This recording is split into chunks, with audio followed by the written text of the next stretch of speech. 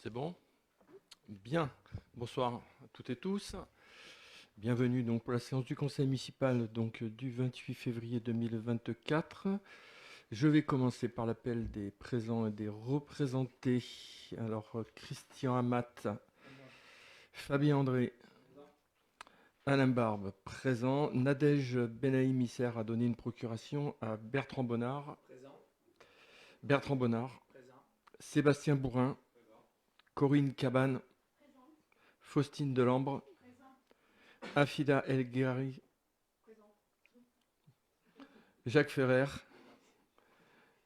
Gwenaël Garlavé. Martine Galine. Émilie Girard. Linda Caldi. Nicolas Morin. François Michaud. Emmanuel Plat. Marc Soler. Annie Zabek Donadieu. Parfait. Quorum largement atteint. On est complet. Une procuration. Alors, dans l'ordre du tableau, pour ce qui est du secrétaire de séance, je propose M. Bertrand Bonnard, s'il en est d'accord, pour prendre le secrétaire de la séance. Alors, nous aurons l'approbation du procès-verbal de notre dernière séance du Conseil. Ensuite, des points concernant des demandes de dépôt d'archives communales, la charte sur la cabanisation, adhésion à un groupement de commandes, notamment pour l'achat d'énergie, une délibération également sur la longueur de voirie, la mise à jour du tableau des effectifs, une prime exceptionnelle de pouvoir d'achat pour les agents de la collectivité, le lancement de la révision du plan local d'urbanisme, une convention de mutualisation avec la communauté de communes du Grand Pic Saint-Loup, le droit de préemption urbain avec une délibération à prendre, et puis nous aurons des questions, notamment avec les questions orales qui nous ont été transmises, et des questions diverses et informations qui seront à la fin de ce conseil. Tout d'abord, je mets à votre approbation le procès-verbal du conseil municipal du 29 novembre 2024. Avez-vous donc sur ce compte rendu des corrections ou des modifications à y apporter? Pas de modifications? Pas de remarques non plus. Je vous propose maintenant de vous donner les décisions prises par le maire dans le cadre de ces délégations, notamment... Monsieur le maire, pardon. Ah, on peut, oui, pardon, on peut voter. On peut voter. Donc, est-ce qu'il y a des votes contre? 4. Des abstentions? C'est voté, je vous remercie. Décision du maire prise dans le cadre des délégations, notamment des demandes de subventions pour la salle multi-activité, la construction de la salle multi-activité, des subventions qui ont été demandées auprès de la DETR, ce sont les services de la préfecture, dotation d'équipement pour les territoires ruraux.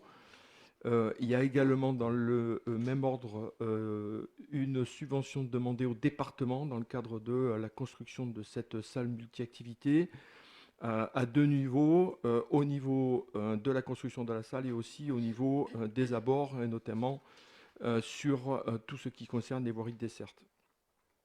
Également une demande de subvention qui a été faite dans le cadre de la dotation au soutien à l'investissement local, qui sont là aussi des subventions d'État, notamment pour la requalification du bâtiment de l'ancienne trésorerie en logement. Une demande de subvention de l'État également DETR 2024 pour l'installation du système de protection. Une demande de subvention au département, ça je l'ai déjà vu, je l'ai déjà dit. Ensuite, des décisions prises notamment sur des honoraires, des honoraires d'avocats. Il y en a encore plusieurs, notamment sur des parties RH. et également sur un sujet concernant des analyses de pièces qui ont été nécessaires pour la finalisation, notamment sur une requête qui a été déposée par les élus de l'opposition. Également la pose du sol souple qui a été posée à l'école maternelle, notamment sur les jeux d'enfants. Faire une reprise complète donc de ce sol souple. Voilà pour ce qui est des décisions donc, qui ont été prises dans le cadre des délégations accordées au maire. Avez-vous des questions, Madame Garlavé? Dans le document qui nous a été transmis, donc seul le montant de la demande de subvention au département pour le bâtiment communal de logement est indiqué. Est-ce que on peut avoir les montants espérés sur les autres dossiers, ou est-ce que ce sont plutôt des pourcentages? Bah, ça sera, oui, c'est plutôt des pourcentages en fait, hein, sachant que on demande toujours le maximum et que la subvention est toujours de toute façon accordée par rapport au montant final des travaux. Donc c'est sur le paiement des factures que s'applique après la subvention. Donc on parle bien de taux plus que de montant, hein, puisque le montant n'aura pas de raison de toute façon, puisque le montant final ne sera certainement pas le montant estimé. Autre question, donc là il s'agit en effet de la salle multi-activités. On se réjouit évidemment des demandes de subventions et on espère que ça va en effet arriver. Est-ce que vous pourriez quand même nous préciser un petit peu votre avant-projet qui n'a pas été présenté au conseil municipal, au moins dans les grandes lignes sur, on va dire, la superficie attendue, le type d'activité et aussi évidemment le montant estimé de ce projet? Merci. Alors, on est encore dans on est encore dans la finalisation de l'avant-projet sommaire, donc on n'a pas encore bien évidemment complètement arrêté les choses. Pour donner une ordre d'idée, on est sur un projet d'un bâtiment d'environ 600 mètres carrés. L'enveloppe financière sera dépendante bien évidemment des équipements. C'est un bâtiment qui se veut développement durable, en ossature bois, en tous les cas privilégiés, avec bien évidemment un bâtiment d'autoconsommation, hein, qui doit répondre donc à toutes les normes aujourd'hui en matière d'aménagement pour répondre au développement durable. Voilà, donc c'est en cours, hein, on n'a pas fini, on a une réunion qui est programmée et prévue avec les associations pour partager notamment cet APS. Dès qu'on a le retour de l'architecte, nous organisons cette réunion et nous en informons bien évidemment aussi le conseil sur le contenu. C'est une salle multi-activité, c'est pas une salle ni spécifiquement de sport, ni spécifiquement de culture, c'est une salle qui doit s'adapter aux besoins le plus large de la commune. Voilà. Il n'est pas question non plus d'en faire une salle des mariages, si c'est pour la question qui pourrait être sous-entendue, mais à laquelle je réponds volontiers. C'est pas une salle des mariages, c'est une salle pour la vie culturelle, associative de notre commune. Tout simplement, comme tous les villages d'ailleurs en sont équipés dans la quasi-totalité des villages de l'Hérault. Une autre question Oui. sur un autre projet, le bâtiment communal en logement. Lors de vos vœux, vous avez exprimé le fait qu'il y avait peut-être un petit changement, c'est-à-dire qu'il n'y aurait pas que du logement, il y aurait aussi entreprise. Est-ce que vous confirmez en effet cette hypothèse, en tout cas cette hypothèse de travail? Ça reste une hypothèse de travail pour l'instant. Au départ, on est parti en effet sur 4 logements, mais on a des demandes, on a beaucoup de sollicitations, notamment pour des locaux, pour des activités diverses et variées sur la commune, hein, des gens qui veulent travailler vraiment sur la commune. Donc oui, pourquoi pas. Voilà, pour l'instant, on se réserve. Il n'y aura pas un coût différent, je dirais, sur la réalisation de l'opération, sachant que les demandes de subvention ont été quand même faites sur du logement. Voilà, donc voilà, ça pourrait être traité un peu différemment si il était inclus un lot, notamment pour un service ou autre.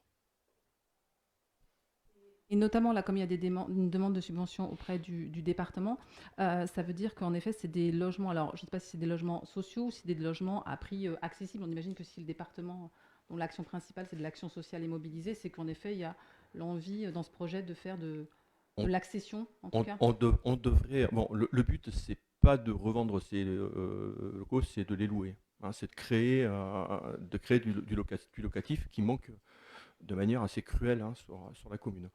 Donc bien évidemment, le but c'est peut-être de pouvoir nous permettre de proposer ces logements dans le cadre en effet des logements dits sociaux. Comme vous le savez aujourd'hui, il y a une grosse demande, hein, et notamment aussi sur la commune des Matelles, hein, les plus jeunes aujourd'hui ont beaucoup de mal à se loger. Donc c'est tout simplement pour permettre d'avoir un prix, on va dire, raisonné, raisonnable, on va dire, sur ces futurs logements. D'autres questions? Bien, je demande de prendre acte donc des décisions donc prises par le maire.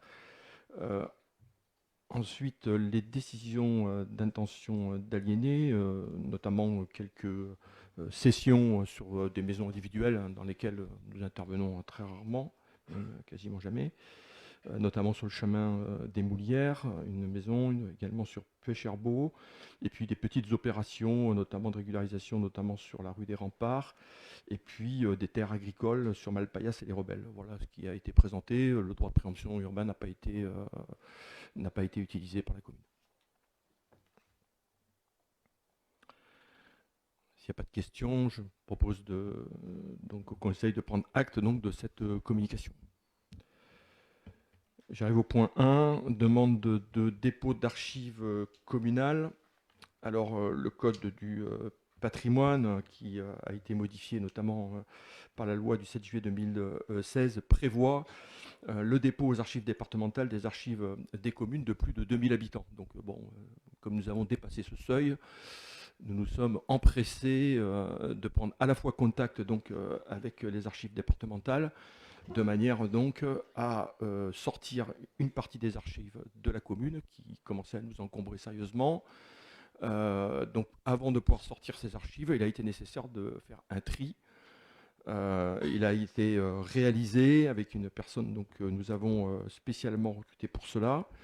Donc nous avons isolé les anciennes archives antérieures à 1790, donc qui étaient encore en place à la mairie.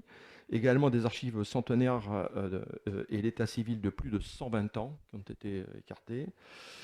7 registres d'état civil de 1803, 1812, 1843 et 1902.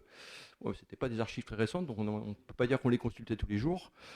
Des autres archives antérieures à 1924, à l'exception des documents cadastraux qui doivent impérativement rester en mairie. Voilà, donc nous avons procédé à ce travail. Je remercie d'ailleurs tout particulièrement la personne qui s'en est chargée, parce que c'était quand même un travail extrêmement complexe, minutieux, qui nécessitait également une formation particulière, parce que bon, on ne pouvait pas faire un tri en compétences comme ça. Voilà, donc le travail maintenant est réalisé. Donc il s'agit maintenant de m'autoriser à signer le contrat de dépôt des archives communales, donc puisqu'elles puissent être versées donc, aux archives départementales de l'Hérault. Donc ce ne sont pas des archives détruites, hein, ce sont des archives déplacées et qui pourront toujours à tout moment, bien évidemment, être consultées. Voilà pour l'explication. Si vous avez besoin d'informations complémentaires, c'est bien bon pour tout le monde. Donc je vous propose donc de voter pour m'autoriser donc à signer le contrat de dépôt des archives auprès du dépôt des archives départementales de l'Hérault. Est-ce qu'il y a des votes contre cette proposition? Des abstentions? Donc c'est voté, je vous remercie. Charte de lutte contre la cabanisation. Alors, je pense que ce nom vous est peut-être plus ou moins familier. On entend par cabanisation toutes les constructions ou occupations illégales. Notamment, ça peut être des chalets, des mobil-homes, des caravanes, des bouts de tôle parfois, enfin, qui sont malheureusement installés, parfois avec prescription depuis très longtemps, d'autres plus récemment. Notamment, donc, nous avons constaté en l'appui de la DDTM qu'il y avait encore une forme de cabanisation assez forte.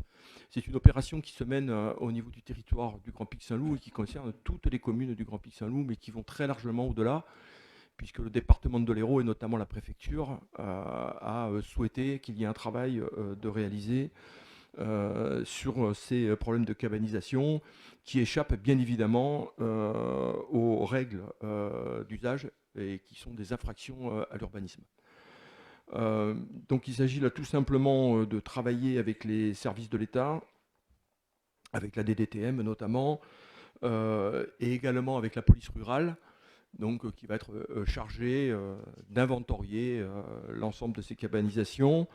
Et il appartiendra bien évidemment ensuite, avec l'appui du préfet, du procureur général, donc de faire ce qui est nécessaire pour enlever ces constructions illégales. Je voudrais rassurer ici les Matéloises et les Matélois, nous ne sommes pas la commune quand même la plus concernée par ces problèmes. Donc il y a bien ça et là quelques cabanes ou quelque chose, quelques trucs comme ça qui sont encore en place, mais rien de grave quand même, hein, voilà, donc je voudrais rassurer tout le monde. Il y a énormément de travail à faire sur le département de l'Hérault. Il a également été identifié une cabanisation assez forte sur les berges de l'Hérault aussi, qui sont posées des difficultés, notamment en matière des risques aussi, hein, puisque bien souvent, ces problèmes de cabanisation, c'est qu'ils sont en plein dans les risques. Que ce soit le risque d'inondation, pour les cabanes qui sont au bord des cours d'eau, et pour celles qui sont plutôt dans les espaces plutôt boisés ou en frontière des espaces boisés, c'est le risque incendie qui est aussi visé par la démarche entreprise par la préfecture. Donc voilà, donc c'est un travail à faire. Donc nous allons nous y engager comme l'ensemble des communes de l'intercommunalité qui prendra la même délibération de manière donc à collaborer tout simplement avec les services de l'État pour lutter pour cette cabanisation. Voilà pour les explications d'usage. Si vous avez besoin de précision, je peux évidemment compléter mon propos. Oui. Une précision concernant l'intégration donc de la charte avec le CCAS. Alors. Voilà. Oui. Alors. Le point 5 de la charte parle oui. d'un engagement aussi avec le CCAS. Est-ce qu'il sera fait aussi Bien évidemment, parce que la question, c'est que l'ensemble de ces cabanisations, il y a encore malheureusement des personnes qui y habitent. Et c'est là le problème, c'est le problème principal. Si c'est juste une cabane au fond du jardin pour y ranger des outils ou des bricoles, bon, c'est en soi, ça sera assez vite réglé. La difficulté aujourd'hui, c'est malheureusement, c'est qu'il y a dans cette cabanisation, il y a des habitations. C'est bien ça le souci. Et c'est sur ce point-là, en effet, il faudra travailler avec les personnes, et ça sera peut-être l'occasion pour eux aussi de trouver des solutions qui soient davantage appropriées, hein, je dirais, que de résider dans une cabane au bord d'un cours d'eau ou dans une forêt non chauffée, avec des conditions sanitaires, sans eau, sans rien. Donc c'est bien évidemment, c'est un travail à faire en lien avec le CCAS. Ouais, c'est pour ça que c'est précisé dans la charte.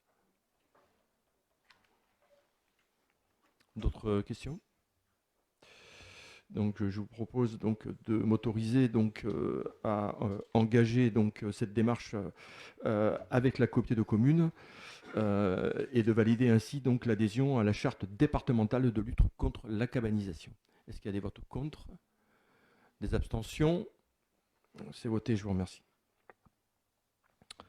Adhésion à un groupement de commandes pour l'achat d'énergie, de fournitures, de services en matière d'efficacité et d'exploitation énergétique. Bon, je crois que pas forcément très utile ici de rappeler que en matière d'énergie, aujourd'hui, l'union fait la force et l'objectif, c'est tout simplement de permettre à notre syndicat de se regrouper et notamment de pouvoir obtenir des prix les plus intéressants possibles, pour ce qu'il est possible de faire, hein, parce que bon, les prix continuent quand même d'augmenter, hein, l'air de rien.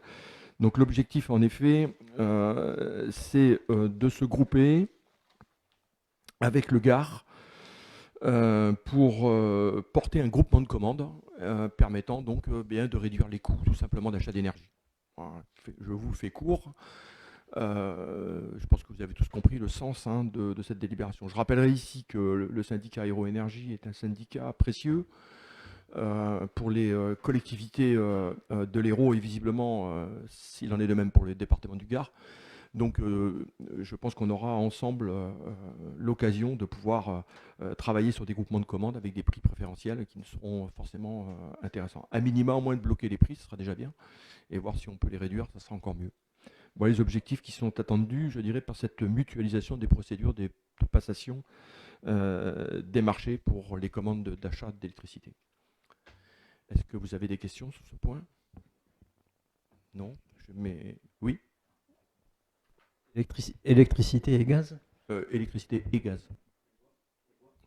Alors le bois, c'est autre chose. C'est une filière un peu différente, mais il pourrait y avoir aussi un travail autour du bois, hein, bien sûr. Ouais, ouais. Par contre, il n'y a pas l'éclairage public. Pas d'autres questions, pas d'autres interventions. Je mets au vote donc cette proposition. Donc, il s'agira donc, je vous précise tout de même en quoi cela concerne, donc la dissolution du précédent groupement de commandes, hein, puisque donc il faudra annuler, remplacer donc le précédent groupement de commandes, et donc de valider donc la nouvelle procédure d'achat d'énergie de fourniture ainsi mutualisée, et de m'autoriser bien évidemment à signer les conventions et la convention constitutive du groupement. Et d'autoriser le coordinateur et le syndicat d'énergie donc pour lancer ces opérations. Voilà en quoi cela consiste. Est-ce qu'il y a des votes contre cette proposition? Des abstentions? C'est voté. Je vous remercie. Mise à jour de la longueur de la voirie communale. Donc c'est une délibération qu'on a prise en 2022. Dans laquelle donc on a modifié donc notre tableau des voiries communales, tout simplement parce que plus nous constatons de voiries, plus nous avons des chances de voir notre dotation globale de fonctionnement être actualisée, hein. Donc c'est quand même un travail qui est permanent et régulier à faire, et notamment l'intérêt d'inclure au fur et à mesure toutes les nouvelles voiries lorsqu'il y a des nouveaux lotissements, mais également certains chemins ruraux aussi qui rentrent désormais dans le calcul des voiries communales, ce qui n'était pas le cas précédemment. Donc notamment, on avait déjà pris une délibération dans ce sens. Nous avions porté à l'époque donc notre longueur de voirie à 14 444 mètres. En fait, c'était 14 144 mètres. Donc c'est pour ça qu'il y a une correction aujourd'hui de la délibération de 2022 qui ramène le bon calcul. Donc c'est bien 14 144 mètres et non 14 440 mètres. Et donc on revient sur la délibération de 2022 pour réactualiser ce chiffre. Voilà les explications que je vous donne sur cette délibération. Est-ce que vous avez des questions? Oui. Donc on est bien d'accord que c'est juste une erreur de calcul, il n'y a pas d'ajout c'est plus que de calcul, c'est de frappe, je crois même, oui, carrément. Oui. C'est même pas de calcul, parce qu'on avait le bon chiffre au départ. Mais oui, il y a tellement de 4 que j'imagine. Il y a beaucoup de 4. Mais donc en effet, on est bien d'accord qu'il n'y a pas d'ajout de... Pas du tout. Voilà, c'est ça. C'est pas uniquement la correction de ce chiffre. Merci. Voilà, en fait, c'est la correction du chiffre de 2022 qui est porté à 14 144 mètres au lieu des 14 444 mètres, comme ça a été malheureusement repris. Voilà. Donc c'est un petit peu plus faible. Voilà pour les explications. Avez-vous d'autres interventions ou questions? Non, je mets au vote. Est-ce qu'il y a des votes contre? Des abstentions? Donc c'est voté, je vous remercie. Mise à jour du tableau des effectifs. Alors on vous a renvoyé un peu tardivement, et je m'en excuse auprès de vous, en quoi consiste réellement notre délibération de ce soir. Donc il s'agit en effet tout simplement, on avait plusieurs choses qui vous ont été proposées mais qui n'étaient pas nécessaires, puisque ça avait déjà notamment été fait. Donc il s'agit là ce soir de supprimer un poste permanent à 90%, et cette suppression de poste est directement en lien avec la 5e classe de l'école maternelle, puisqu'il s'agit maintenant de supprimer ce poste, puisque la 5e classe pour l'instant est fermée. On le recréera si besoin ultérieurement. Voilà, donc la décision... la mise à jour du tableau des effectifs concerne en effet la suppression donc, de ce poste permanent à 90% et qui concernait la 5e classe de l'école maternelle. C'est un poste d'ATSEM. Est-ce que vous avez des questions sur ce point? Pas de questions? Oui? Si? Non? Oui. Oui, on aimerait savoir, cette ATSEM, elle a été affectée où? Alors, on l'a gardée dans les effectifs. on l'a gardé dans les effectifs et on a fait en sorte d'ailleurs de ne pas supprimer le poste avant la fin de l'année parce que ça aurait été pour elle un arrêt. Voilà. Donc on a fait en sorte de la garder et on l'a gardé dans les effectifs. Voilà. D'autres questions? Oui. Il y avait dans le tableau que vous nous avez fourni d'autres passages en vert. Est-ce que ça veut dire que de fait ce sont aussi des modifications ou la seule modification c'est... Non, c'est celle que je viens de vous donner, il n'y a que celle-là.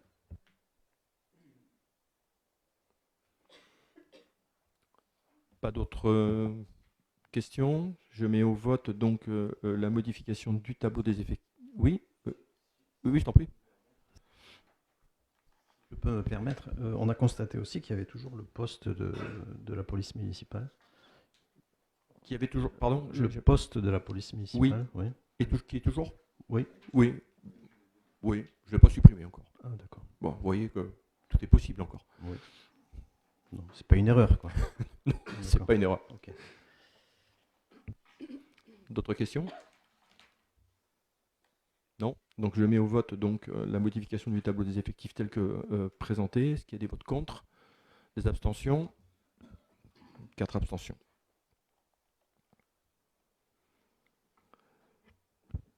Prime exceptionnelle du pouvoir d'achat. Donc vous en avez peut-être entendu parler ou peut-être pas d'ailleurs. Un décret donc est sorti au 31 octobre 2023 portant donc la création d'une prime de pouvoir d'achat exceptionnelle pour les agents de la fonction publique territoriale. Donc nous ne sommes pas dans les collectivités à l'origine, je dirais bien évidemment, de ce décret, puisque nous n'avons pas été concertés ou consultés, mais c'est à nous de nous charger de la mise en œuvre. Donc on a attendu un petit peu, on a quand même un peu réfléchi, dans les collectivités, elles ont toutes fait un peu pareil. Et on a bien évidemment attendu la fin de l'année et puis le début d'un nouvel exercice aussi pour envisager donc la réflexion autour de cette prime exceptionnelle de pouvoir d'achat. Donc nous avons travaillé en effet sur les bénéficiaires. Bon, globalement, tous les salariés de la collectivité sont bénéficiaires. Il n'y a pas d'exception. Même les salariés qui sont aujourd'hui qui ont eu des maladies ou quelque chose comme ça sont avec des prorata, mais sont bénéficiaires de la prime. Donc bon, on se décide aujourd'hui à la présenter donc à la délibération du conseil municipal.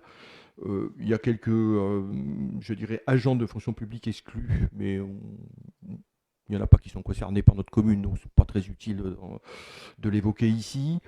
Il y a un barème qui nous a été transmis. Bon, voilà. Alors, on aurait pu le revoir, puisque le but, c'est voilà, on avait la liberté totale de baisser les primes par type de catégorie, notamment c'est sur la rémunération, bien évidemment, que cette prime est calculée avec des seuils. Donc, notamment pour les rémunération inférieure ou égale à 23 700 euros annuels, vous l'avez compris, que je précise. Ça veut dire qu'ils sont bien payés, la mairie Batial. Cette prime de 800 euros, supérieure à 23 700 euros et inférieure ou égale à 27 300, c'est 700, etc., etc. Donc il y a des paliers comme ça. Bon, c'est la proposition, on va dire, de base. De cette proposition de base, on peut en effet augmenter, ça c'est pas interdit, mais aussi on peut réduire en fonction bien évidemment des capacités budgétaires de chacune des collectivités. Bon, après avoir fait une analyse budgétaire, aujourd'hui nous vous proposons d'attribuer ces primes donc à nos agents, en respectant l'exactitude du cadre qui nous a été proposé par le décret. Voilà, donc on resterait sur cette base-là. Bien évidemment, bon, ça a un coût pour la collectivité, mais c'est une prime unique, versée en une fois. Voilà. Bon, vous savez pourquoi, la prime, forcément... c'est une prime sur le pouvoir d'achat. Bon, le pouvoir d'achat, forcément, est impacté quand même sur les salaires les plus faibles. dans les collectivités, forcément, les rémunérations les plus faibles bénéficieront de cette prime. Ceux qui sont supérieurs, je dirais, au décret, ce qui a été prévu par le décret, non, zéro de prime. Voilà pour les explications d'usage. Donc voilà, donc il s'agit tout simplement, on peut en débattre, c'est tout à fait possible, hein, ou si vous voulez apporter des commentaires, mais je proposerai, moi, en tous les cas, au vote ce soir, cette prime aux agents sur la base du décret. Voilà, je vous laisse la parole si vous le souhaitez. Oui. Évidemment, on est favorable à cette prime, hein. Tout le monde aujourd'hui subit malheureusement l'inflation et est impacté par ça. Donc ça nous semble évidemment important, juste pour qu'on soit bien au clair, et notamment les agents qui nous écoutent, j'espère. Donc la prime irait de 300 € à 800 €. Et 800 €, c'est pour les salaires les moins élevés. Juste pour être bien sûr que tout le monde... C'est exactement ça. C'est ça, hein, d'accord. C'est exactement ça. Ok, super. Et elle serait versée quand ? Elle va être versée sur la paye du mois prochain, c'est-à-dire la paye du mois de mars. Donc c'est Noël avant l'heure. C'est un peu Noël avant l'heure. Non, en tout cas, Bah, c'est ça aurait pu être, mérité. Donc, mais voilà. ça aurait pu être Noël à l'heure aussi, puisque le Ouais. décret, je le rappelle ici, était du mois Ouais. d'octobre, et que donc on aurait pu activer le versement de la prime dès le mois de novembre ou décembre. Ouais. Bon, en tout cas, évidemment, elle sera, j'imagine, la bienvenue pour tout le monde. Et Voilà. évidemment, on est favorable à cette prime qui est méritée. Voilà. Bon, on a considéré notamment que sur la fin d'année, il y avait le régime indemnitaire aussi qui était versé aux agents, donc il y avait déjà des primes qui étaient versées. Bon, il fallait aussi, c'est pas des choses aussi qu'on avait prévues au niveau du budget, vous savez comme quoi, aujourd'hui de faire des prévisionnels, je dis, en matière de dépenses de personnel en 0,12, hein, fait déjà l'objet de décisions modificatives, vous vous en souvenez. Donc voilà, forcément, il faut aussi tenter de fluidifier ça au niveau sur les budgets. Donc c'est plus facile de l'intégrer sur le nouveau budget 2024. Évidemment, quand on parlera et quand on votera en 2024, on aura cette prime d'incluse dans le budget prévisionnel. Pas d'autres questions ? Je mets au vote cette proposition. Est-ce qu'il y a des votes contre ? Des abstentions ? Eh bien écoutez, merci pour les employés de notre commune. Alors, point suivant, révision du plan local d'urbanisme. Bon, j'en ai... Oui, lancement, pardon. Oui, lancement de la procédure. Voilà, soyons précis. Lancement de la procédure de révision du plan local d'urbanisme. Donc, quand on lance une procédure de révision du plan local d'urbanisme, on se prépare à un petit marathon, hein, puisque là, il y a quelques années qui vont se dérouler devant nous, hein, avant d'aboutir à cette révision, hein, du PLU. Même si on part sur des bases avec déjà un plan local d'urbanisme, ce qui est déjà un avantage, je dirais, par rapport à un passage de POS à PLU, hein, qui est une procédure beaucoup plus lourde, mais néanmoins, ça reste quand même une procédure complexe et pour laquelle on va passer beaucoup de temps. Bien évidemment, cette révision du plan local d'urbanisme, elle nous est aujourd'hui...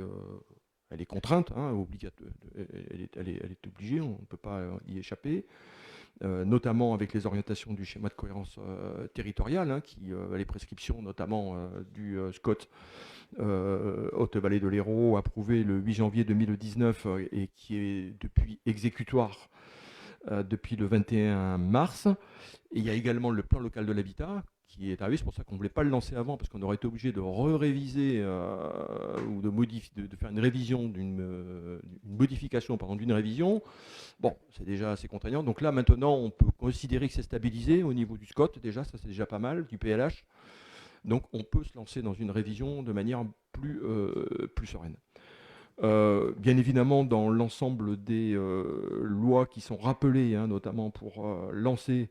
Alors là, on est vraiment sur de la sémantique procédurière, hein, tout simplement. Donc il faut rappeler les codes de l'urbanisme, les codes de l'environnement, la loi Allure, la loi Grenelle, et je vous en passe, et des meilleurs. Donc bien évidemment, le schéma de cohérence, vous l'avez compris, de la communauté de communes du Grand Pic Saint-Loup, le plan local aussi de l'habitat, le STRADET, hein, qui est le schéma départemental aussi. Donc il y a énormément de procédures, hein, dans cette opération. En ce qui concerne je dirais les objectifs généraux, parce que vous l'avez bien compris, aujourd'hui, on n'écrit pas le PLU, hein. On lance une révision. Alors, bon, il est de bon ton, de bon usage, au moment du lancement de ce type de procédure, de donner un peu quelques objectifs à atteindre.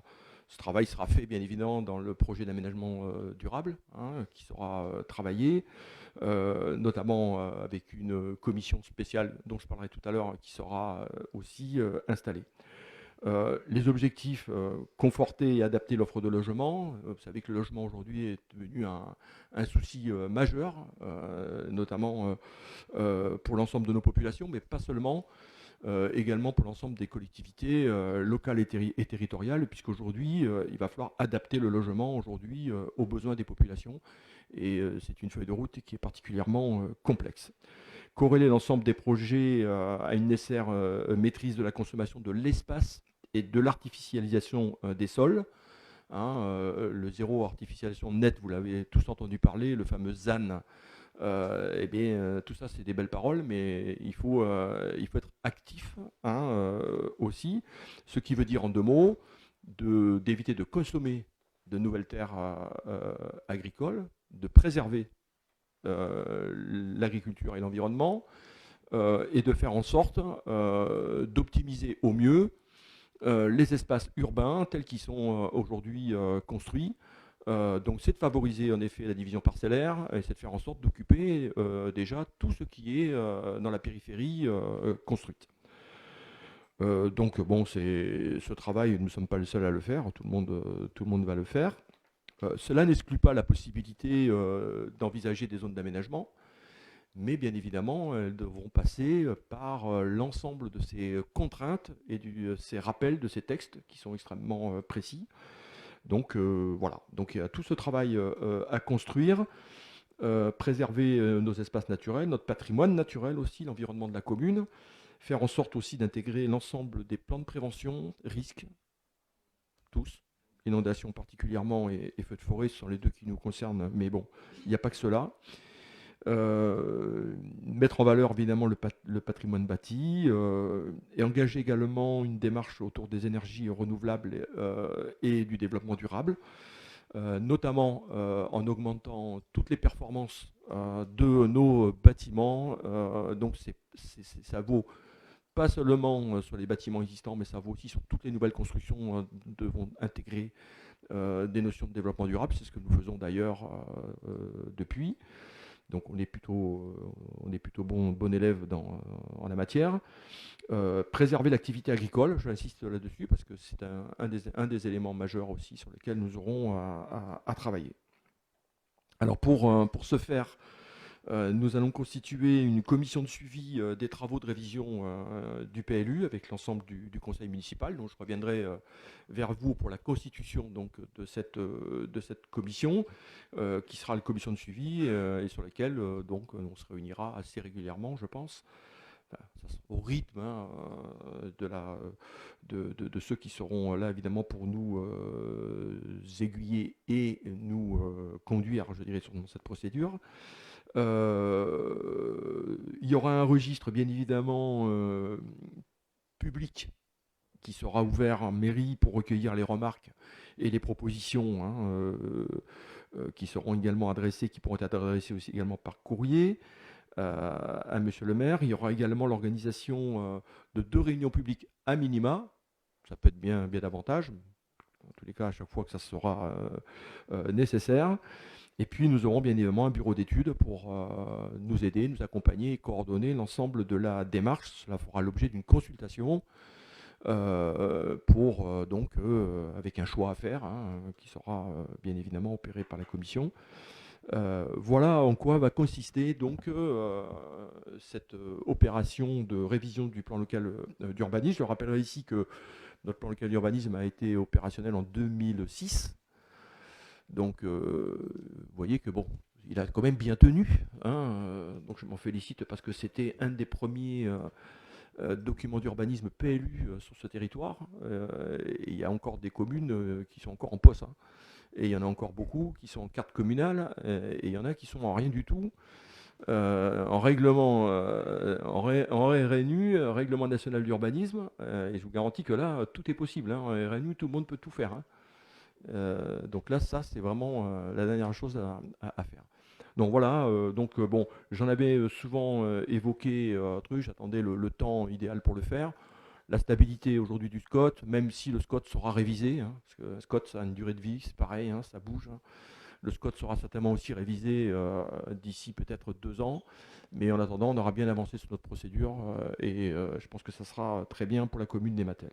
Voilà donc ce que je voulais exposer. Donc aujourd'hui, c'est tout simplement au regard des objectifs énoncés de m'autoriser donc à lancer donc la procédure donc de révision du plan local d'urbanisme.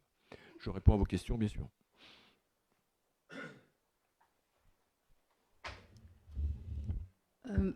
Monsieur le maire, donc on a avancé bien vite sur les premières délibérations, donc ça, je l'espère, nous laisse un peu plus de temps pour en effet s'attarder sur ce point qui est extrêmement important pour notre commune au vu des enjeux. C'est un très très beau projet en fait.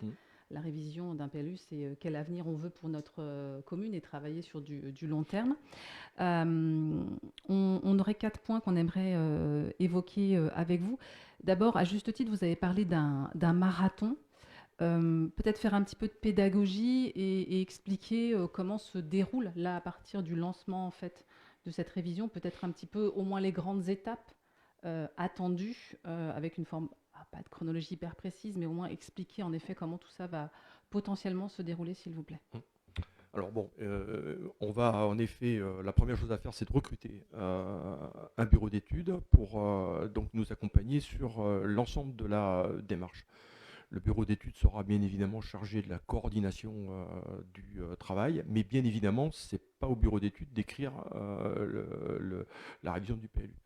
Donc il y a un travail politique à construire, à faire, c'est l'objet de la commission dont je vous ai parlé, dans laquelle nous allons travailler ensemble et définir justement, comme vous venez de le préciser, les objectifs attendus de la commune. C'est une projection. Un PLU, il ne faut pas le voir à 3 ans, hein, à 4 ans. Hein. C'est une projection au moins à 10 ou 15 ans. Hein. Donc ça veut dire qu'en effet, il faudra se projeter. Alors on se projette sur plusieurs choses. Sur le type d'habitat, sur est-ce que la commune doit grandir, pas grandir, si elle doit grandir, en quelle proportion. Sachant qu'aujourd'hui on n'est plus à faire grandir les communes quand même, ça vous l'avez certainement pu le voir.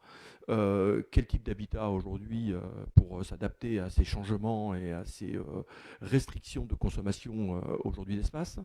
Comment faire pour continuer à accueillir des publics divers et variés, notamment, on parle souvent des jeunes, mais aussi se préoccuper des personnes les plus vieillissantes, hein, qui se retrouvent bien souvent dans des habitats qui ne sont plus aujourd'hui adaptés hein, au vieillissement de chacun. Donc c'est tout ce travail-là qui va être fait. Donc c'est vraiment un travail en effet stratégique, j'ai envie de dire, et qui va projeter la commune. Moi ce que je voudrais dire, c'est que le travail que le PLU qu'on avait fait en 2006, 2002, 2006, 4 ans hein, pour réaliser ce travail, c'est pour ça que je dis c'est un travail quand même au long cours. C'est énormément d'échanges, beaucoup de réunions d'information, beaucoup de concertations. Donc je crois qu'il faudra, en fait, ça va être une période, j'espère, qui va être fructueuse pour pouvoir communiquer, travailler, écouter et entendre les habitants. Qu'est-ce qu'on veut de notre village d'Ématel ? On a tout fait pour le préserver. On est quand même une commune à enjeu fort, très fort même. Et on a traversé tout de même les années avec un taux de croissance qui est un des meilleurs du département de l'Hérault.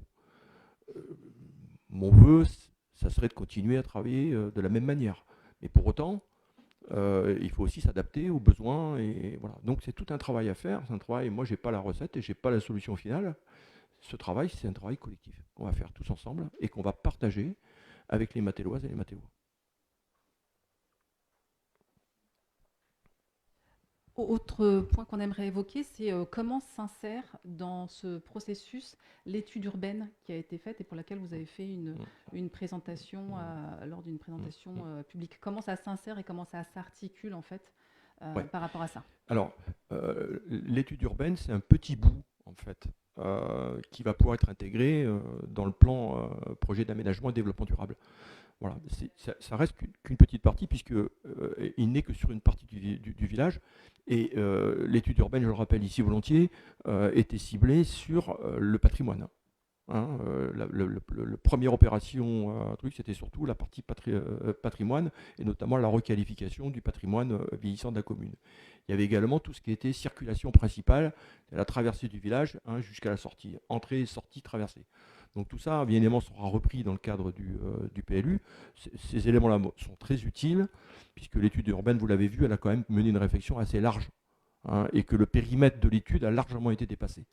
Donc ça sera très utile. Normalement, les études urbaines permettent d'aller plus rapidement sur la finalisation d'un PADD. En théorie. En théorie, je dis bien.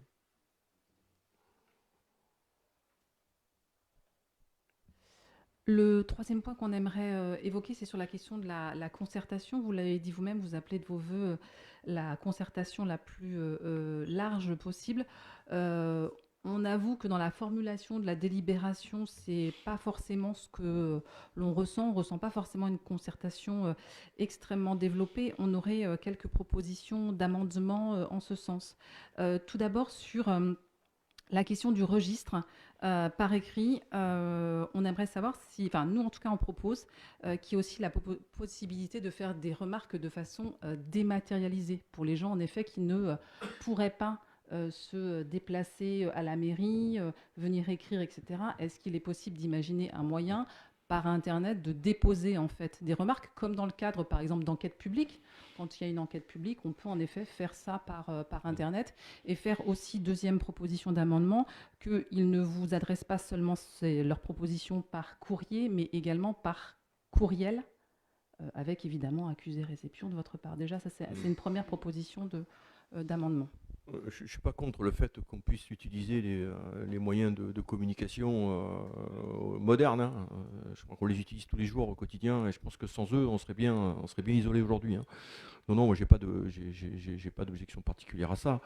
Le but, c'est que, bon, en effet, on peut avoir énormément de sollicitations. Hein. Bon.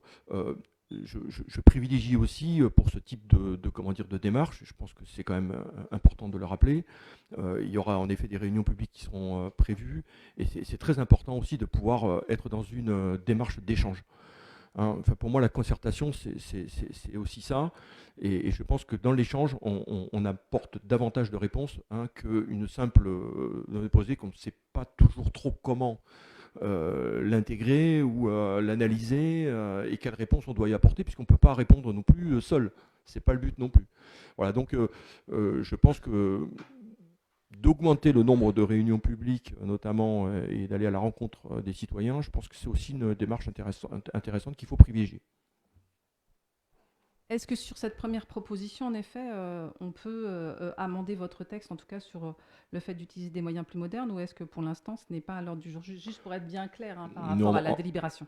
En fait, on peut l'ajouter dans la délibération, j'ai presque envie de dire ça ne mange pas de pain, hein, mais sachant que c'est une délibération assez large, hein, bien évidemment tout ça va se préciser, notamment dans le cadre de l'étude. Justement, par rapport à ce que vous disiez sur l'organisation d'au moins 2 réunions publiques, on aurait voulu ajouter des ateliers, des groupes de travail. Alors, 2 peuvent suffire. Hein. Si le processus, comme vous l'avez dit, peut durer entre 2, 3 ou 4 ans, ça laisse le temps au moins de faire une réunion publique par an et au moins un atelier. Pourquoi ? Parce qu'en fait, ils étaient prévus à l'origine dans l'étude urbaine et ça n'a pas eu lieu. Et ça semble aussi important de ne pas être juste dans un aspect qui peut être un peu descendant dans des réunions publiques où certes on expose des choses et puis il y a un débat, mais de véritablement avoir des espaces de travail sur peut-être certaines thématiques extrêmement précises. Est-ce qu'il est possible de rajouter en effet, si on doit le limiter, 2 ateliers thématiques ? Oui, on peut l'ajouter, mais les ateliers thématiques, ils vont se générer au fur et à mesure de l'avancée de la procédure. Et en appui du bureau d'études, on va en effet privilégier certainement ça. Mais dans un premier temps, bon, ce qui est important, je pense, c'est de constituer la commission de suivi. Et c'est à la commission de suivi qu'il appartiendra d'organiser aussi comment est-ce qu'elle souhaite organiser les différents débats et la procédure. hein. Donc on peut s'imposer des choses dans la délibération, mais ce qui est important, c'est surtout de le faire, hein, et c'est d'utiliser la bonne méthode, notamment en lien avec le bureau d'études. Voilà, ce qui me paraît important. Après, bon, oui, la délibération, elle est escalée, hein, on pourrait certainement en ajouter encore, je dirais, une page de plus ou voire deux. Mais ce qui est important, voilà, c'est de dire que dans la démarche, voilà, la concertation sera organisée, structurée, et qu'on fera en sorte donc de l'animer avec bienveillance.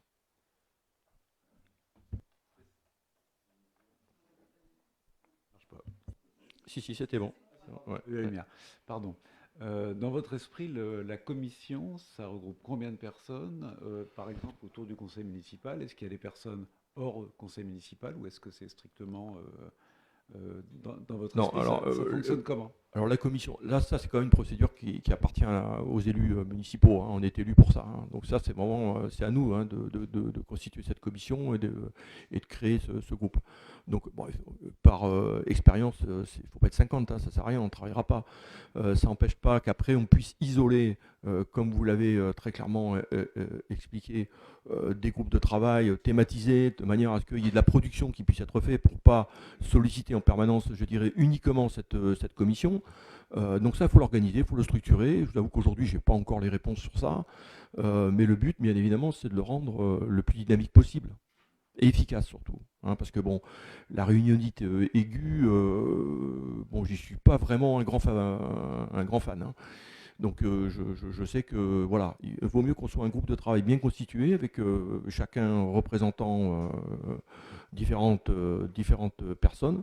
Il faut surtout qu'on se tourne vers de l'efficacité. C'est une procédure qui est longue, mais qui peut être encore bien plus longue si on s'embourbe à tourner en rond et ne pas avancer.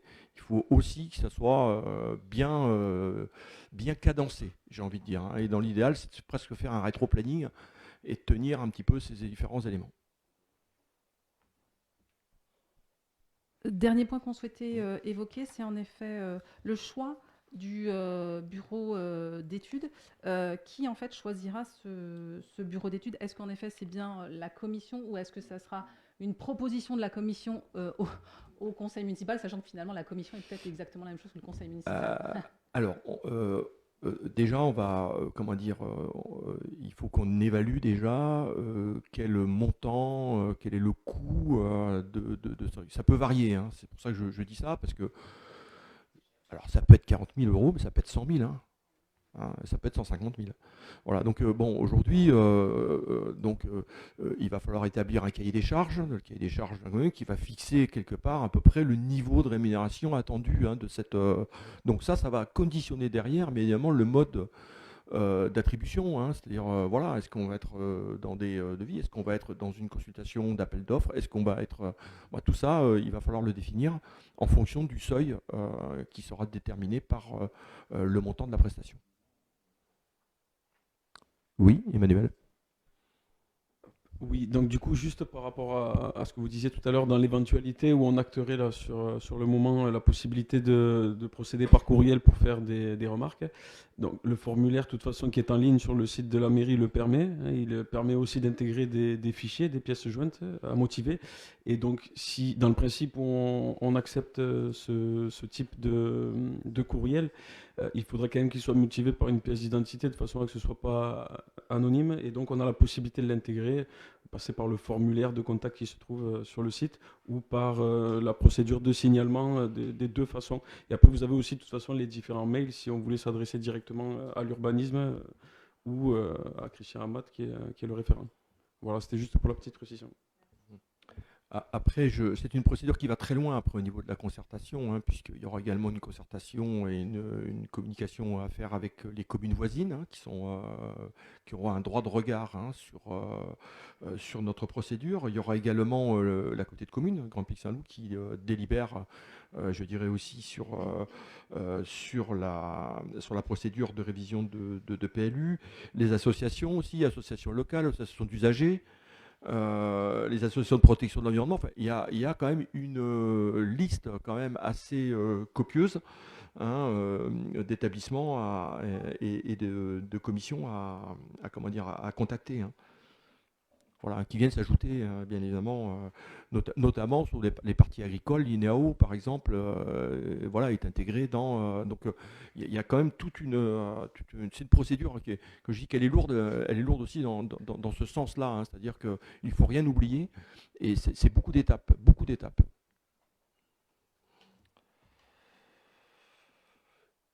Pas d'autres interventions? Si, oui. Juste une remarque. D'abord, merci de vos précisions, merci de ces échanges. Juste parce que, comme on n'a pas la parole après à expliquer notre vote, évidemment, nous sommes favorables au lancement de la révision du PLU. On se permettra juste de s'abstenir, puisqu'on vient d'avoir des échanges, mais il y a encore des périodes d'incertitude, ou en tout cas, ce n'est pas écrit dans la délibération. Donc, vous nous permettrez juste de nous abstenir sur les quelques points, mais en tout cas, on est évidemment sur le fond du dossier favorable au lancement de cette révision. Il n'y a pas de souci là-dessus. Donc, je vais, donc s'il n'y a pas d'autres interventions ou questions, je propose donc de voter donc sur le lancement donc de la révision du plan local donc de la commune d'Ematel. Donc, s'il n'y a pas de vote contre, j'ai compris. Abstention, 4 abstentions.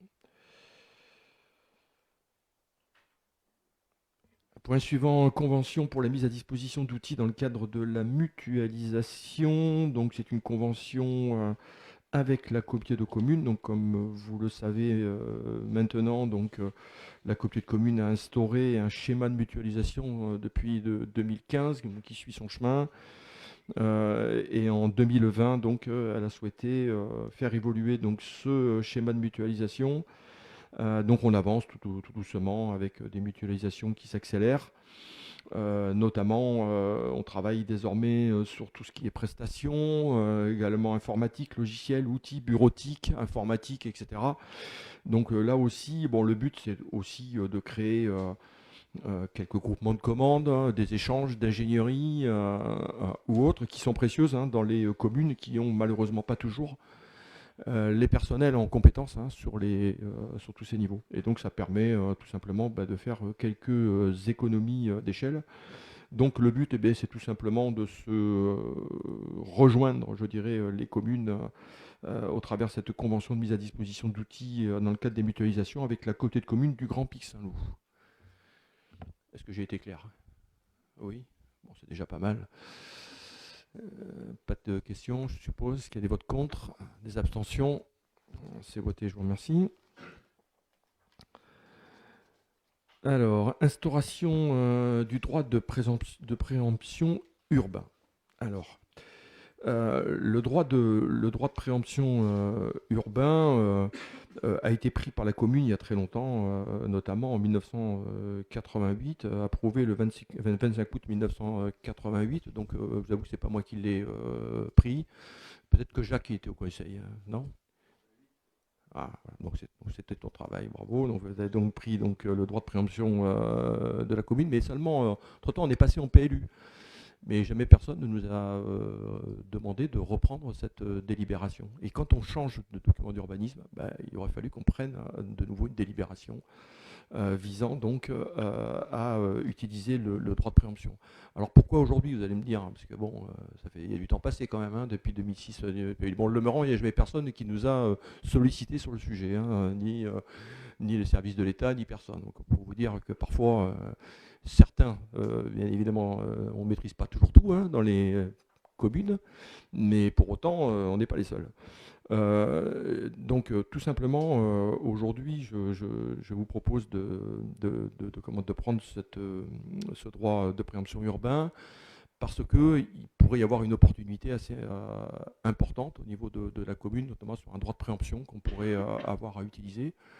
Et il est important qu'on puisse être complètement, je dirais, rassuré sur la procédure. Donc, je peux difficilement ici vous donner le détail dans quoi pourrait consister cette préemption qui pourrait être activée prochainement, mais autant vous dire qu'elle aurait un intérêt majeur, je dirais, pour la commune, et peut-être pour vous en dire un soupçon plus, c'est dans le périmètre des écoles. Voilà.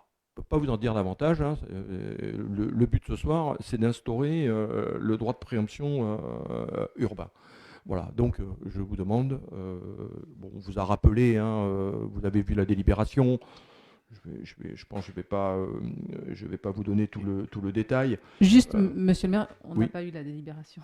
Ah, vous l'avez pas. Bon, alors attendez, alors je vais vous donner plus de détails. Au moins quelques détails, pas forcément de la Oui, dire in pardonnez-moi. extenso, si c'est trop long. Mais... Oui, je comprends. Oui. Voilà. Bon, je vous ai rappelé hein, que donc comment dire que depuis le PLU de 2006, donc cette délibération du droit de préemption nous permet notamment de la mise en œuvre de projets urbains. Hein, lorsque c'est nécessaire. La mise en œuvre aussi de la politique locale de l'habitat également peut aussi passer par, alors, on n'a pas eu encore à le faire aujourd'hui, mais notamment dans les communes où ils ont des centres anciens vieillissants avec des maisons parfois qui sont à la limite, hein, je dirais, de l'insalubrité, de pouvoir utiliser donc ce droit de préemption urbain justement pour pouvoir procéder soit à des démolitions ou à des requalifications. L'accueil, le maintien ou l'extension aussi d'activités économiques qui parfois sont nécessaires, hein.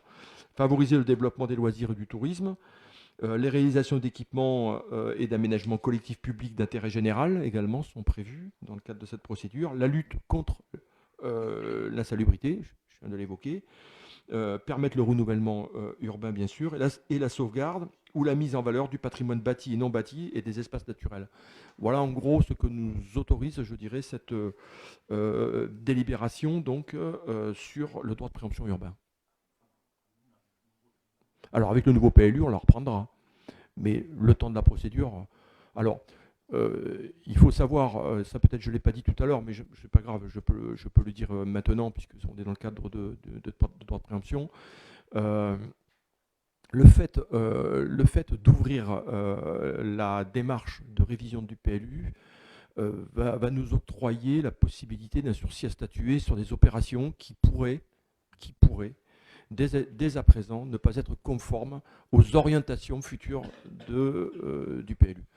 Donc ça, c'est quand même comment dire, on ne va pas utiliser ce terme, j'aime pas trop, et en plus en ce moment dans le contexte, mais c'est une arme qui est quand même intéressante au niveau des communes, et qui peut nous permettre d'enrayer, on va dire, des projets voilà, dans lesquels on ne se retrouve pas aujourd'hui. Donc c'est important de le savoir. Mais à partir de notre délibération de ce soir, on a la possibilité, là, dès demain, si j'ai une opération qui arrive, de dire non, bah, écoutez, non, désolé, on est en révision de PLU. Voilà. Donc là, il s'agit du droit de préemption urbain. Voilà. Est-ce que c'est bon pour les explications? Très bien. Je passe au vote. Est-ce qu'il y a des votes contre? Des abstentions? Donc c'est voté, je vous remercie. Alors ensuite... Ah ben je suis à la fin de l'ordre du jour, déjà, on est efficace. Alors, il y a des questions orales. Je vais vous laisser intervenir sur les questions orales. Oui, donc la première concerne le post Facebook Le Vendée Matel. Donc depuis plusieurs mois et à plusieurs reprises, des publications inappropriées de type pornographique ont été postées sur la page municipale Facebook appelée Le Vendée Matel. Bon, il s'agit visiblement de spam.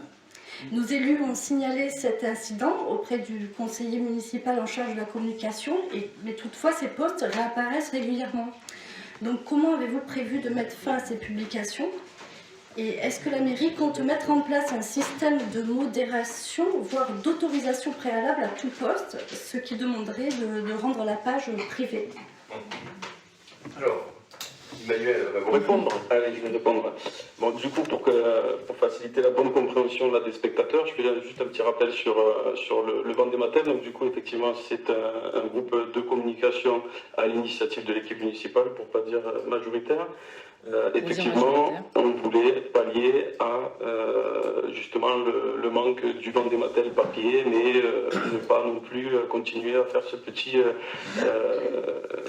magazine bimensuel là, qui apparaissait tous les 15 jours et qui finissait à la poubelle avec toutes les doléances du village. Donc on s'est dit on va simplifier et dématérialiser le fonctionnement du Vendée Matel, et donc on a créé ce groupe de communication qui a été créé donc le 8 janvier 2022. Donc aujourd'hui, il compte 906 membres et pour les petites statistiques, parce que j'ai fait une petite extraction, on a 68% de femmes, 32% d'hommes. Donc je passe un appel aussi aux hommes matélois qui peuvent s'inscrire sur le groupe et participer. C'est un groupe qui fonctionne, effectivement. C'est un groupe où il y a des interactions. Pareil, j'ai des chiffres. Sur les 60 derniers jours, on a 278 publications. Sur les 60 derniers jours, on a aussi 68 commentaires, 372 réactions. Et on a, sur les 60 derniers jours, 320 membres qui ont publié et commenté. Sur le même délai, 16 632 visionnages. Donc voilà, il y a du passage, il y a de la vue, c'est un groupe qui est ouvert, comme précisé, et effectivement, du coup, est-ce qu'on prévoit de mettre fin à ces publications dans la mesure du possible? Oui, c'est ce qu'on fait déjà. Corinne, tu m'as eu fait remonter une de ces publications, justement, par ton initiative, par message. Dès qu'on la remarque, on l'a fait remarquer. Maintenant, on n'est pas connecté H24 sur le groupe. Et donc, c'est là où un petit peu la complexité. Alors, le Vendématel, juste, je vais apporter cette petite précision, mais le Vendématel, à mon avis, il souffle bien fort parce que 880 membres sont en France. Ensuite, on en a 5 du Bénin, 3 d'Indonésie, 3 de Côte d'Ivoire, 3 d'Algérie, 2 du Bangladesh, 2 de la Réunion, 1 de Birmanie, 1 de la Thaïlande et 1 du Burkina Faso. Donc voilà, il y a peut-être aussi un petit peu des gens qui sont rentrés dans le groupe.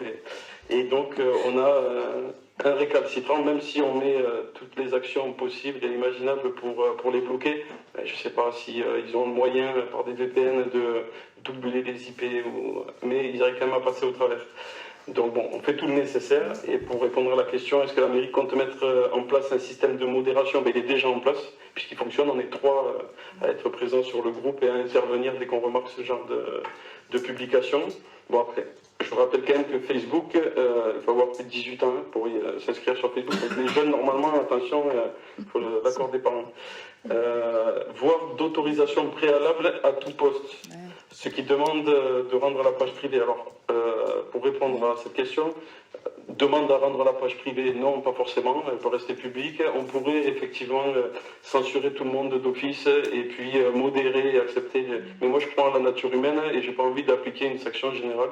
Donc, on va, au vu des chiffres que j'ai donnés tout à l'heure, quand on voit qu'il y a 278 publications sur les 60 derniers jours et qu'on parle de 2 ou 3 polluants, on peut continuer peut-être de fonctionner comme ça et on met en place un paramétrage peut-être un peu plus restreint. J'ai fait des essais, des étalonnages, on verra ce que ça donne. Et puis, mais par contre, je ne suis pas d'avis de passer la page privée parce qu'on favorisait la spontanéité des réponses et des interactions.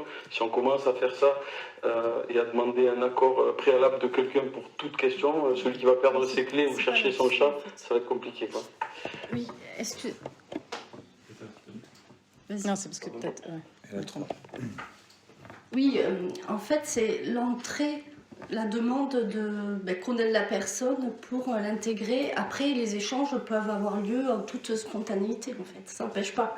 C'est juste l'entrée d'exister dans ce groupe.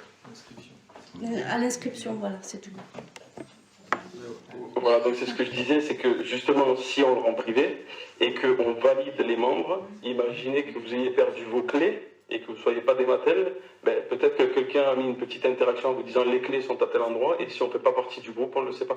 Donc non, il restera public pour l'instant dans le fonctionnement, ça fonctionne, ça peut aller, je pense qu'il faut continuer comme ça.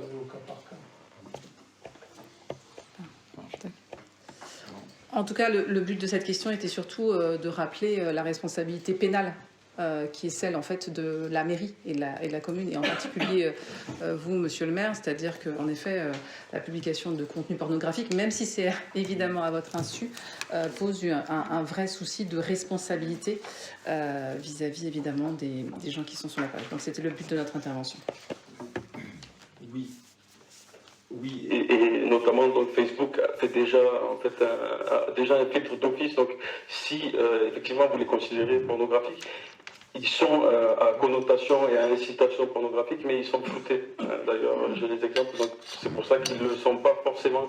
Ils seraient d'office supprimés du Ils ne sont pas floutés. Hein. Ouais, je les ai, hein, ils sont quand même très souvent floutés. C'est pour ça que d'ailleurs c'est une subtilité. Je ne montre pas au public, mais ça, c'est pas flouté. Hein. Oui.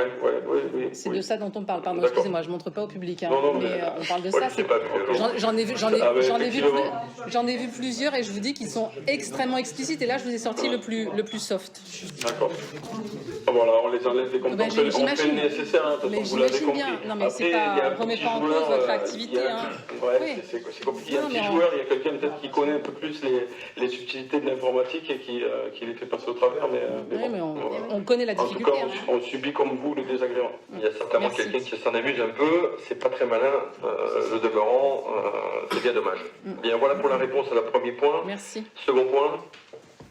Oui, second point, compostage et environnement. Donc, depuis le 1er janvier dernier, la loi de 2020 visant à lutter contre le gaspillage alimentaire impose à chaque ménage de s'équiper d'une solution de compostage. Les épluchures de fruits et légumes et autres déchets alimentaires ne doivent plus être jetés dans la poubelle habituelle. Pour certains matélois, ce compostage n'est pas possible, notamment quand ils n'ont pas de jardin dans le vieux village, par exemple, ou dans certains secteurs du village. La mairie est tenue de leur proposer une solution pour se trier à la source, conteneur, bac à compost ou un point d'apport volontaire. Alors dans la question, mais on a été informé depuis, un bac semble avoir été installé très récemment près du pigeonnier. Effectivement, il y est, puisque on l'a vu. Alors, oui, juste, on a posé notre question à lundi à 16h30 et vous avez diffusé, on vous en remercie, la communication et l'information à 19h. Donc en fait, ça s'est percuté entre notre question. Non, répondre, et voilà, et donc on vous pose, la question. Je finis la question, s'il vous plaît. Je finis la question. Oui, quand même. Finis la question. Voilà. Donc vous confirmez effectivement que celui-là existe près du pigeonnier. Autrement, d'autres bacs à d'autres endroits sont-ils prévus et à quelle échéance? Ensuite, est-il prévu une campagne d'information et qu'avez-vous prévu de mettre en place? Voilà, bon, alors, vous l'avez certainement compris, on est dans la procédure là, actuellement. Hein, j'avais prévu ce soir de faire une information dans les questions diverses. C'est super. Donc, je vous répondrai tout à l'heure. Ah, d'accord, ok. Parce qu'on n'est pas dans les questions diverses, nous sommes dans les questions orales. Donc, je ne vais pas inverser l'ordre des choses. Mais vous aurez la réponse tout à l'heure. Très bien, merci. Voilà. Ensuite, l'autre question, marché dominical, qui intervient sur le marché. Alors, le marché dominical du Mattel, depuis sa création en juin 2022, le marché de plein vent du Mattel nous propose un choix varié de commerçants avec divers producteurs locaux, un dimanche sur deux. Ce type de service repose sur des règles juridiques précises afin non seulement de protéger les consommateurs, mais aussi pour éviter le dysfonctionnement entre commerçants. Alors, les questions sont: avez-vous rédigé et mis en place un règlement du marché? Et deuxièmement, quelles sont les règles d'attribution des places, en particulier pour les nouveaux commerçants? Martine. Il va répondre. Allez, Martine. Alors oui, en effet, donc il a été mis en place depuis juin 2022 un marché, un dimanche sur deux sur les Mattel. Nous avons pris un temps de réflexion avant de mettre en place ce règlement de marché. On voulait voir comment ça fonctionnait. On voulait observer avant de rédiger un règlement. Donc là, eh bien écoutez, ça va vous faire plaisir, mais depuis début février, nous sommes en cours de rédaction de notre règlement de marché. Voilà, donc ça va bientôt sortir.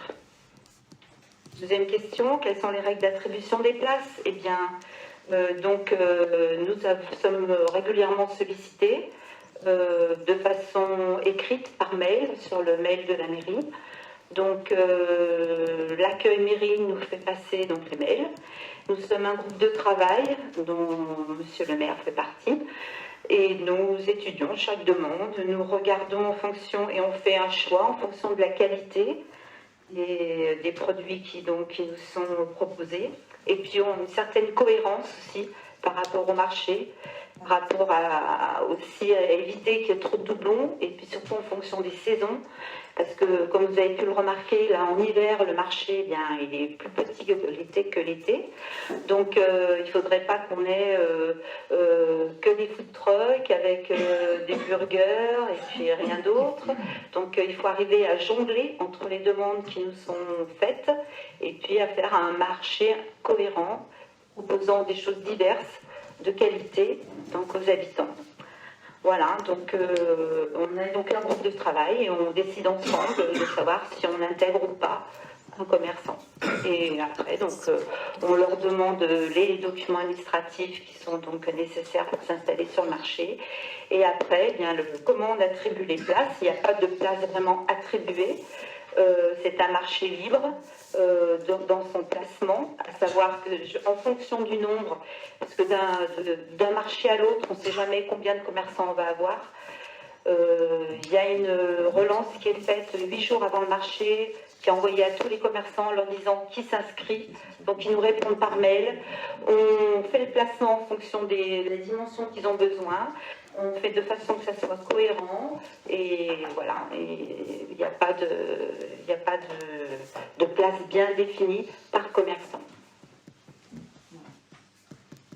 Donc dès que le règlement de marché va être finalisé, on est en train de regarder évidemment le règlement comportera toutes les mentions nécessaires, hein, les montants de droits de placement, les modalités justement, là on les écrira, comment on intègre nos nouveaux commerçants, les horaires, voilà, donc tout sera précisé dans le règlement. Parfait. Est-ce que je peux rajouter un petit truc, Madame Gallet? Vous dites qu'il y a un groupe de travail pour la réflexion. Est-ce qu'on n'aurait pas pu être intégré dans ce groupe de travail?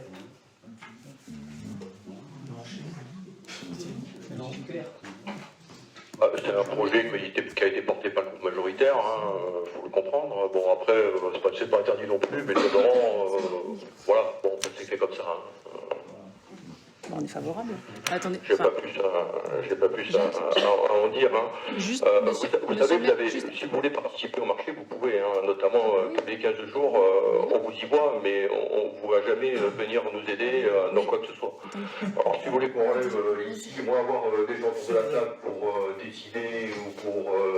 Ça, c'est bien gentil. Mais vous pouvez vous intégrer, vous ne montrez pas grand-chose à ce niveau-là. Je suis désolé, on vous l'a déjà dit plusieurs fois.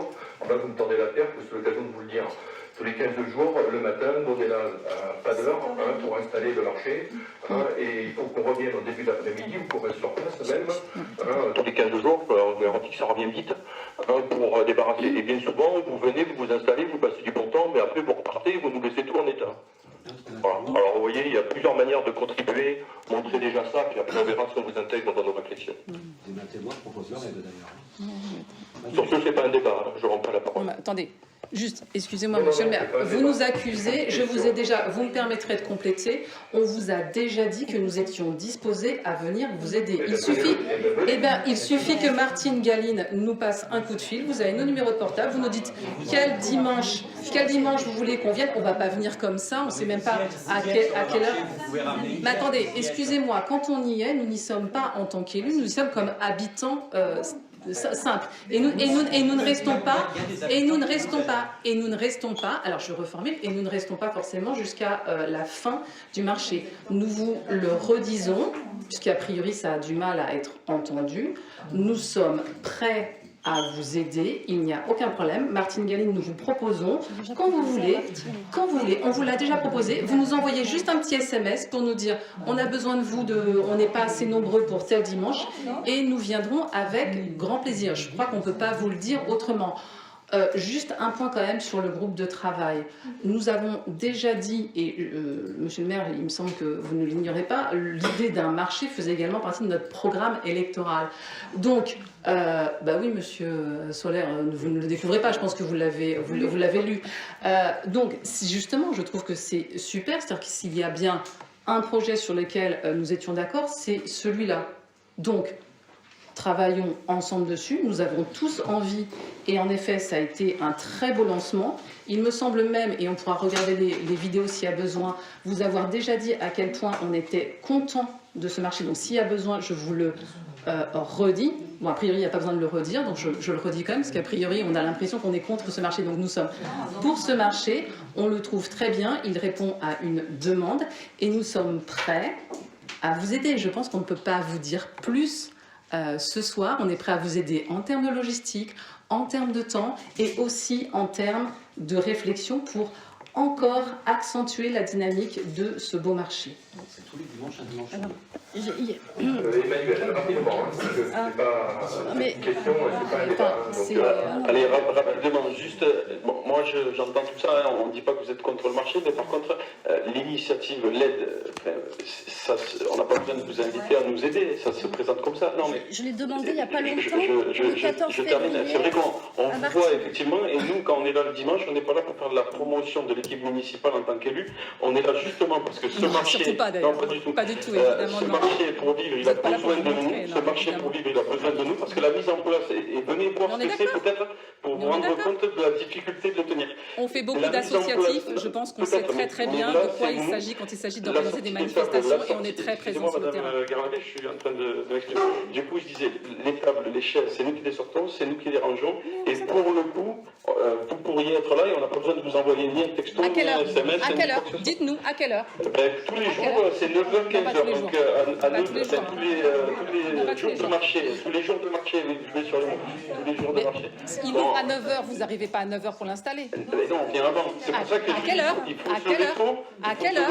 À quelle heure? Il faut partir tard. Merci. Voilà, c'est tout. 14h. Et comme ça, on commence à débarrasser. Merci. Sur ce, je clôt le sujet. Alors, le point suivant, je crois qu'il était bon pour les questions orales. Oui, c'était ça?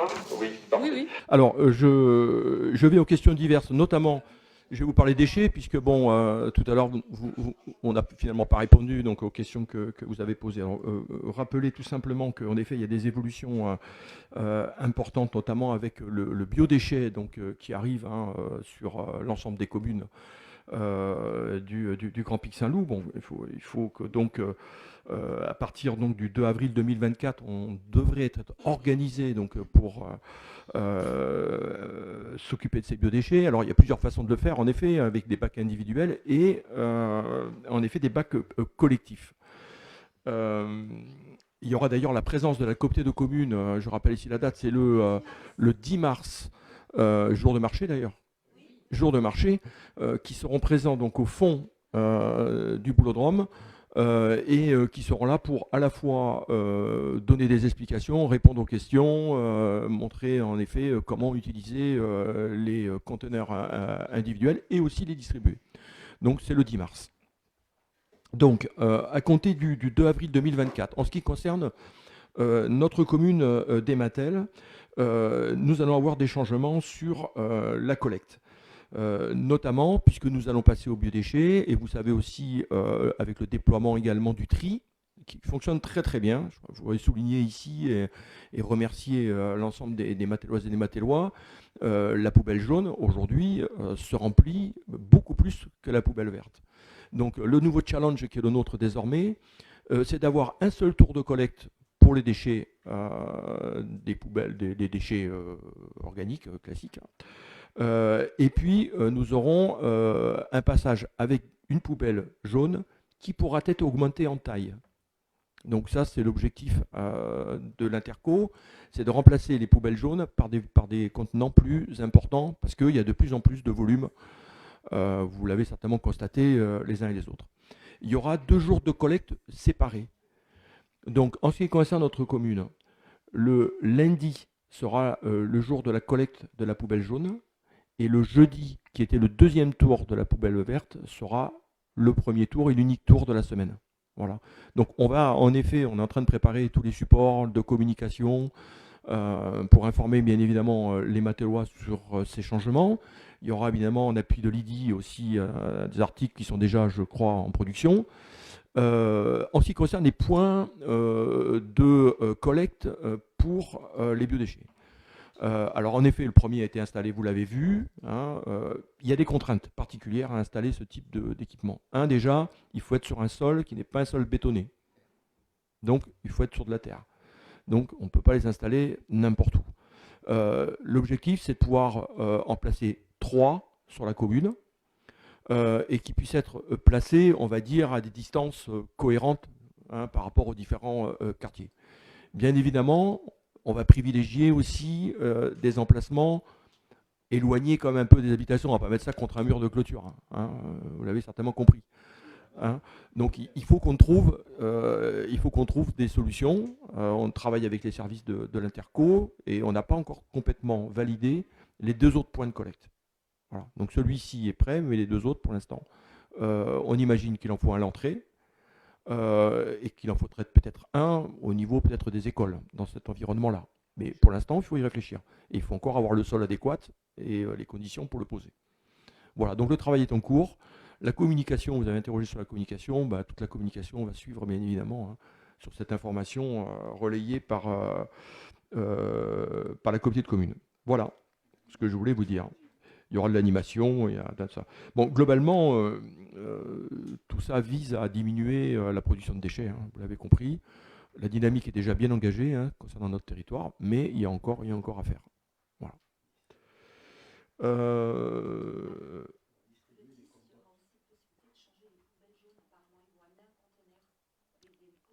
Alors, oui, on essaiera de vous faire une information d'ici là sur ce qui se passera réellement le 10. On attend encore des précisions de l'Interco.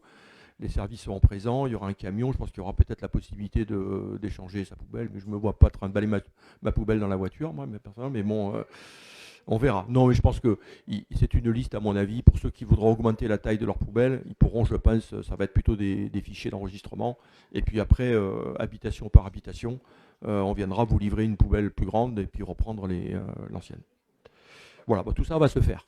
Voilà, pour l'information que j'avais à vous donner. Peut-être vous faire un petit point sur quelques travaux, notamment, bon, vous l'avez peut-être vu ou pas vu, parce qu'on ne les voit pas, ces travaux, ils sont un peu cachés, puisque ce sont les travaux de rénovation énergétique de l'école. Donc c'est vrai qu'on ne voit pas trop l'état d'avancement, puisqu'on ne rentre pas aussi facilement que ça dans l'école. Mais vous dire qu'on a bien avancé, il y a aujourd'hui 6 classes qui ont déjà été rénovées. Donc 3 classes ont été rénovées pendant les vacances de Noël.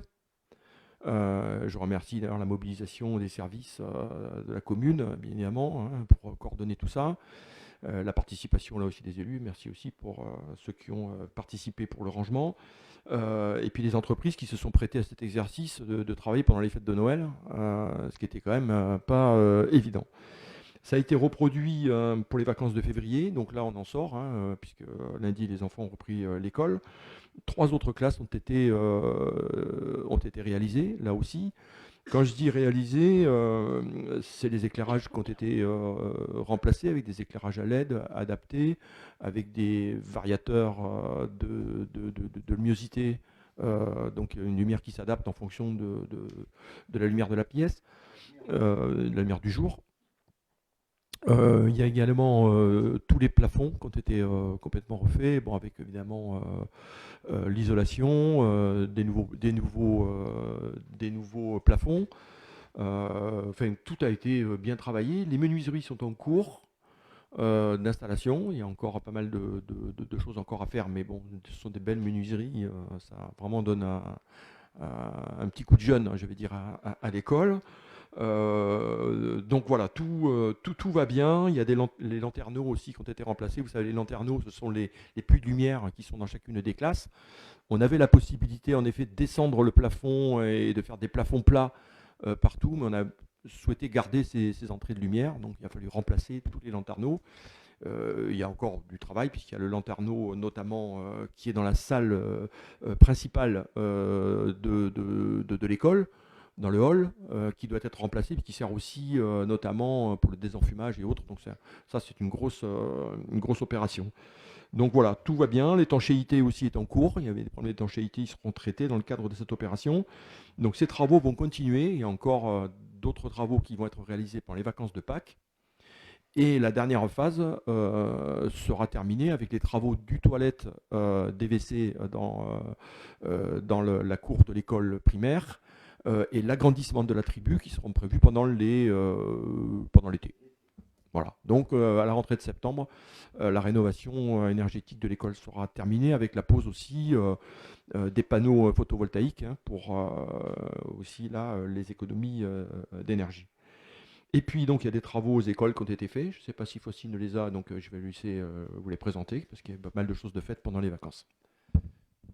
Du coup, pour ajouter dans la rénovation, on a globalisé avec les échanges avec les enseignants et donc la directrice, Madame Zamit, sur le besoin d'avoir un portail coulissant pour justement condamner et laisser le portail coulissant qui est l'accès aux pompiers, donc où du coup il restera fermé, sauf si besoin, l'accès aux pompiers.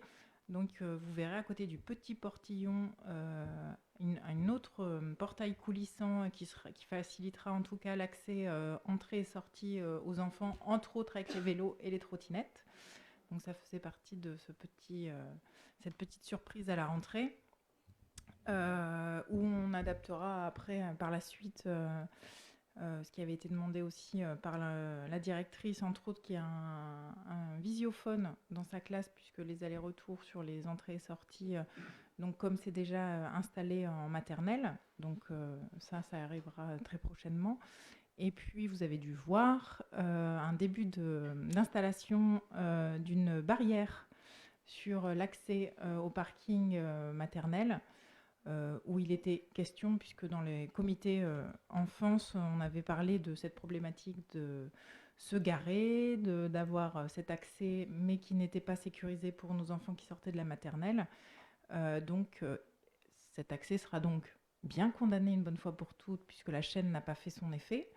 On expliquera évidemment par communiqué le fonctionnement, en tout cas pour les salariés et les personnes travaillant, en tout cas, ce sera principalement pour ce parking-là, les professionnels auront donc accès à ce parking-là, et la barrière sera ouverte pour les heures de sortie, bien évidemment, mais on fera un communiqué dans ce sens. Et puis, il y a eu, dans le cadre du PPMS, dans l'école maternelle, pendant les vacances, l'installation des boîtiers lumineux et sonores. Donc très prochainement, il y aura aussi une réunion PPMS pour organiser un essai, en tout cas une simulation. Donc si vos enfants posent des questions, c'est normal. Merci Faustine sur ces précisions. Vous dire qu'en matière de culture, il y a cette semaine une exposition, Martine, sur Albertine Sarrazin. Donc venez nombreux passer à la médiathèque. Marie-Renée, hein. C'est une semaine, hein, donc repoussez pas la semaine prochaine, sinon il n'y aura plus rien. Voilà, donc l'exposition est en place. Vous dire également donc que nous allons avoir dans le groupe majoritaire une petite réorganisation, notamment sur une délégation, la délégation de notre collègue et camarade donc Nicolas Morin, donc qui va être redispatché, donc qui a aujourd'hui des obligations professionnelles nouvelles et qui le distance un peu d'une présence importante à nos côtés. Donc voilà, on va redispatcher en effet la compétence qui était tenue donc par Nicolas. Sébastien Bourrin, qui est où? Sébastien, il est là-bas, je ne le voyais pas, c'est le seul que je ne voyais pas dans la lignée. Sébastien, donc, qui est en charge aujourd'hui du comité communal des feux de forêt, aura aussi une délégation notamment pour piloter le CCAS aussi. Voilà, donc une petite réorganisation interne dont je vous fais part. Et puis, me semble-t-il qu'en ce qui me concerne, j'avais fini, mais j'avais Faustine, je crois qu'il voulait faire une petite intervention, donc je vais la lui laisser la faire. Merci Monsieur le maire de me laisser un temps de parole. C'est pas trop effectivement mon fonctionnement. Je suis plutôt transparente et accessible. Mais dernièrement, j'ai lu du coup dans un de vos posts quelque chose qui du coup crée de l'animosité, et donc j'avais besoin en tout cas ce soir de pouvoir vous répondre et répondre en fait de manière un peu plus politique, ce qui n'est pourtant où j'essaye d'être justement abordable et de pas mettre de fioritures tout autour, mais du coup je vais jouer à votre jeu et du coup ce soir c'est une première et j'espère que du coup ça va permettre peut-être de se dire qu'il faut vraiment fonctionner différemment et que balancer des choses comme ça n'a pour moi en tout cas aucun intérêt. Monsieur le maire, mesdames et messieurs les membres du conseil municipal, chers collègues, le masque tombe enfin. Le poteau rose est découvert, la mèche est éventée, la fin de la supercherie. Moi, Faustine Delambre, je suis donc l'élue. Cet élu, avec un E, dont certains ici cherchent l'identité, comme un jeu au détour d'une newsletter aussi creuse qu'inintéressante, bien pas le reflet de la démocratie et de l'intérêt général, dont les auteurs ont si souvent voulu défendre les valeurs sans même en connaître la portée et le sens. Bien pas le reflet, oui, bien triste constat. Alors oui, je suis une femme, élue, qui a eu le courage, l'envie et la détermination de se mettre au service de ses concitoyens pour faire que les choses vivent, avancent, progressent, s'améliorent. Une femme qui a eu le courage de se lancer, bien que candide et innocente face à tout ça, dans le petit bain de la politique locale, dans tout ce qu'elle a de plus noble, mais du coup aussi de plus nauséabond. Nauséabond, oui. C'est effectivement une réalité et le teasing consternant et écœurant des élus du groupe pour l'avenir des Mattel le confirme. Ces mêmes élus qui se présentent pourtant comme les défenseurs de l'égalité entre les femmes et les hommes et dont la chef, CHE2FE de fil, donc vous noterez l'écriture inclusive, Madame Guerlavet a fait de cette lutte un de ses engagements. Nous sommes bien loin d'une chronique de novembre 2018, toutes en vacances, sur France Bleu Héros, où vous combattiez cette inégalité qui dure depuis 40 ans.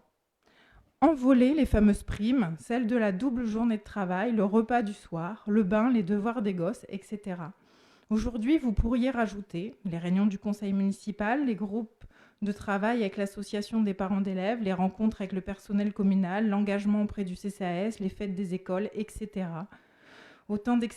Que dans votre chronique. Car oui, je reconnais qu'avant d'être une élue, je suis aussi, et avant tout une femme, une maman, une éducatrice, une copine, une sœur, et qu'il m'arrive parfois, j'en confesse, de donner la faveur à mes enfants, à ma famille et tout simplement de penser un peu à moi, en tant que femme, plutôt qu'aux réunions du conseil communautaire. Très chers collègues du groupe pour l'avenir des Mattel, et sans vouloir faire ma vierge effarouchée face à tout ça, ne voyez, Madame Guerlavet, aucune connotation sexiste à mes propos, je vous pensais plus malin de ne pas sombrer dans cette facilité malodorante. Simone Veil écrivait en 1951 dans La Condition ouvrière « La politique m'apparaît comme une sinistre rigolade ». Vous en êtes effectivement le parfait exemple. Je voudrais juste remercier un ami qui m'a aidé à écrire ce texte parce que du coup, ça m'a évité aussi de passer encore plus de temps, déjà ma semaine bien remplie, pour vous répondre et j'espère que du coup, je ne le ferai qu'une fois.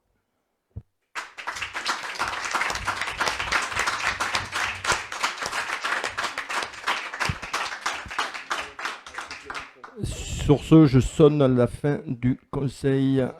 Bonne soirée à toutes et tous.